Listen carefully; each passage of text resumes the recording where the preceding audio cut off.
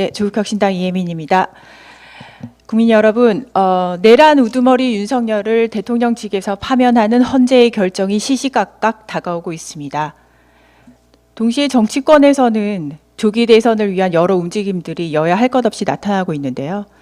선거라는 것을 생각했을 때 여러분은 어떤 방법을 통해서 후보를 인지하게 되고 투표날, 득표수를 시시각각 알게 되시나요?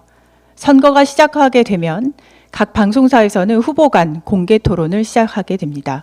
그리고 마지막 깜깜이 기간을 제외하면 여론조사 결과가 매일 방송사에서 발표되고 다양한 유명 인사를 초대해서 선거 분석, 시사 프로그램도 진행을 하게 되죠. 투표 마감 후 개표가 시작되면 각 방송사에서는 개표 방송 시청률을 올리기 위해서 흥미로운 컨텐츠, 경쟁을 벌이기도 합니다. 우리가 이렇게 방송을 통해 보는 선거 컨텐츠는 공정성이 정말 중요합니다. 공정성을 지키기 위해 선거 기간 중에 방송 컨텐츠에 대한 심의 의결을 선거방송심의위원회라는 곳에서 진행을 합니다. 줄여서 선방심의가 중징계인 법정 제재를 방송사에 내릴 경우엔 방송사 제허가 재승인 감점 사유까지 되기도 합니다. 이에 대한 조직과 구성은 방송통신심의위원회, 줄여서 방심위라는 곳에서 담당하고 있습니다. 지금 방심위의 위원장은 누구일까요? 바로 류희림입니다. 현 방심위원장 류희림은 이런 사람입니다. 지난 12월 3일 불법 개엄 후 탄핵 동의를 독려하는 사이트를 삭제하는 신속 심의를 해버린 사람입니다. 그에 앞서 제가 국정감사에서 지적을 했듯 극우 일배 성향의 선거방송심의위원을 임명했던 사람입니다. 당시 그 위원은 노벨문학상은 쓰레기다, 한글은 세종대왕이 만든 것이 아니다 라는 발언으로 논란을 일으켰죠. 그런 사람에게 류희림 위원장은 선거방송에 대한 심의를 맡겼습니다. 또 그에 앞서 대통령 배우자 김건희 씨의 명품백 수수 의혹 보도를 또다시 긴급 심의해서 세상에 보도가 되지 않도록 막으려던 장본인입니다.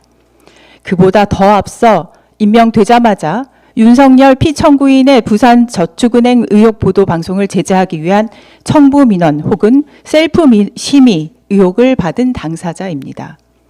윤석열 피청구인과 친하다는 이유로 선택을 받아 장관급 대접을 받는 방심위원장이 된 사람입니다. 이렇게 방송에 대한 심의를 해야 하는 기관의 장이 오로지 윤석열 정권의 입맛에 맞춘 방송 장악에 몰두해 왔습니다.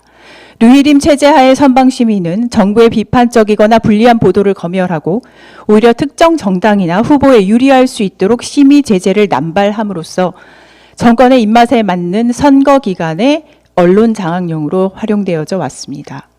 선방심의가 이렇게 정파적으로 운영되고 있는 것은 방송통신위원회, 방송통신심의위원회, 선거방송심의위원회로 쭉 이어지는 거버넌스 구조가 근본 문제입니다.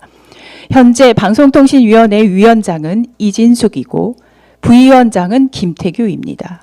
이진숙 방통위원장은 극우 세력의 여전사라 불리우는 편향성을 가감없이 드러내는 인물인데 지금처럼 가게 되면 우리는 조기 대선을 윤석열이라는 내란 우두머리가 임명한 사람들의 방송 지형 하에서 치르게 됩니다. 결국 내란 세력을 옹호하는 쪽으로 방송이 편향될 가능성이 크다는 점에서 깊은 우려를 표하지 않을 수 없습니다. 그냥 하는 우려가 아닙니다. 지금 바로 눈에 보이는 보궐선거 선방심의 구성하면서 또다시 뉴라이트 사상에 덮인 공원련 출신이 3명이나 선방위원으로 선임됐습니다. 이 부분은 국회 상임위 현안 질의를 통해서 짚도록 하겠습니다.